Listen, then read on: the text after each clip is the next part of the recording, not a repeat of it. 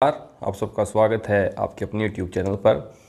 तो दोस्तों, आप ये साथ में एक केस देख रहे हैं जो वीडियो में आगे आपको देखने को मिलेगा। तो इस केस में हमें डायग्नोस करना है और इसका ट्रीटमेंट करना है कि ये क्या बीमारी है, आखिर ये बीमारी क्या है जो बछड़ों में होती है। तो दोस्तों देखिए, आप ये क्लिप देखिए साथ में। तो हम इसमें डायग्नोस कर रहे हैं। तो इसमें डायग्नोस करने के लिए आप पहले स्टेज देखिएगा।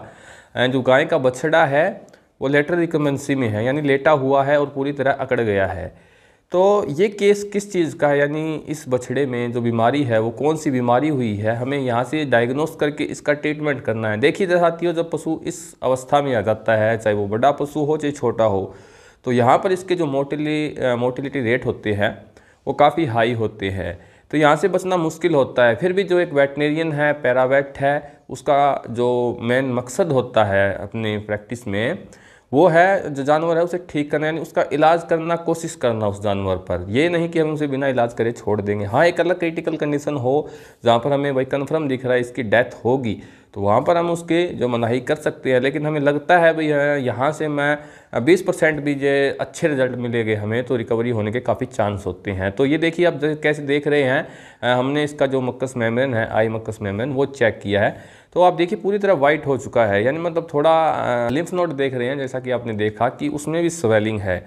और आप इसके कान देखिए, जो हमें पहले हिस्से के कान हैं वो हिला के देख रहे हैं। तो यहाँ से हमें दो चीज़ें डिफ्रेंशिएट करनी है मेरे साथियों। यहाँ से दो केस बनते हैं।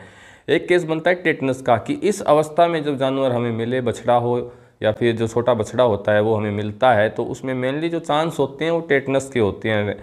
और एक होता है यहाँ पर थलेरियोसिस का, जो मेन आ रहा है, क्योंकि मक्कस मेम्ब्रेन है पूरी वाइट हो चुकी है, लिम्फ नोड में स्वेलिंग मिल रही है। तो इससे क्या है कि मतलब जो एनिमल बॉडी में कोई न कोई प्रोटोजोआ है, जिसके कारण जो प्रीस्कैपुलर लिम्फ नोड है उसमें हमें स्वेलिंग देखने को मिल रही है। तो यहाँ से हमें डिफ्रेंशिएट करना है, मतलब कौन सी बीमारी हो सकती है। दोनों बीमारी जानलेवा मेरे साथियों। इस स्टेज में ना तो हम टेटनस में कोई ट्रीटमेंट दे सकते हैं, कोई थलेरियोसिस भी जब लास्ट स्टेज आती है तो उसमें हम कोई ट्रीटमेंट दे सकते हैं, क्योंकि जो थलेरियोसिस की लास्ट स्टेज होती है वहाँ से जो मोर्टेलिटी रेट है जानवर में काफ़ी हाई होते हैं, वहाँ से बचाना थोड़ा मुश्किल रहता है। हाँ, तो हमने इसका अंदाज़ा लगाया है केस हिस्ट्री से, हमने डायग्नोस किया है इसमें। जैसे कि पशु मालिक बता रहे हैं कि 5 से 6 दिन पहले लगातार इसमें टेम्परेचर रह रहा था, वो टेम्परेचर भी नॉर्मल नहीं था, 105 डिग्री से फ़ारेनहाइट से ऊपर जा रहा था। जो पशु मालिक है उन्होंने डॉक्टर से पूछा तो 105 डिग्री से ऊपर जा रहा था, यानी पहले का केस है, बीमार है।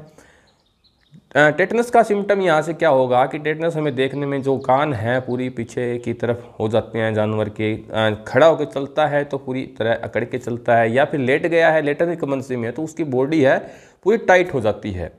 तो यहाँ पर साथियों जो केस है डायग्नोस निकल के आ रहा है, क्योंकि इसका आपको अब भी टेम्परेचर था, इसका पहले में टेम्परेचर नॉर्मल करना है, इसमें अब भी 105 से ऊपर टेम्परेचर जा रहा था। यहाँ से ये केस निकल के आ रहा है थलेरियोसिस का, क्योंकि जो थलेरियोसिस में एक हमें देखने को मिलता है कि जो बच्चे होते हैं उनकी आँखों में, मतलब आँखों में सोजन कहें उस तरह का हमें देखने को मिलता है, यानी जो आईलिड होते हैं उनमें प्रोलैप्स हो जाता है। कई बार हमें सामने से देखने को मिल जाता है भी आईलिड में प्रोलैप्स हो गया है, और जो टीयरिंग है, लगातार पशु के आंखों से जो आंसू है वो लगातार गिरते रहते हैं मेरे साथियों। तो यहाँ से हमने डायग्नोस किया है कि इसमें थलेरियोसिस है। तो लास्ट स्टेज है ट्रीटमेंट तो हमें करना पड़ेगा। तो हम इसका क्या ट्रीटमेंट कर रहे हैं मेरे साथियों, देखिए पहले जो टेम्परेचर बना हुआ जानवर में हमें वो नॉर्मल करना है।